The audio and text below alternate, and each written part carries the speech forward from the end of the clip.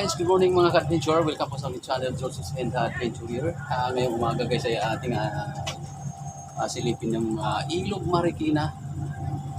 Ayan. Update lang guys. Ito yung mga kaganapan ngayong umaga dito sa riverbank.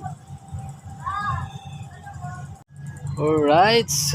Ang gaganda ng mga dito guys. So, riprap na ng Marikina.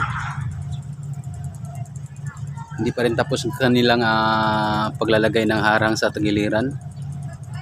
Pero makikita nyo guys, ang gaganda na ng mga riprap. Makikita nyo dun sa pinakatabi guys, yun, ang gaganda na.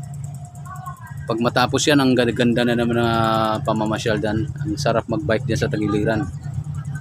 Hanggang doon yan guys sa may dulo ng Marikina Bayan, mula dito sa may riverbank. So napakagandang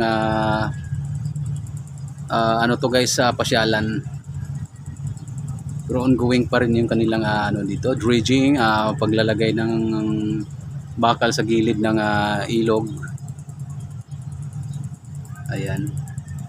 Right. Medyo umulan-ulan na dito guys. Ayan, makulimlim at umaambon na guys. Balita ko kasi may low pressure area kaya ganito.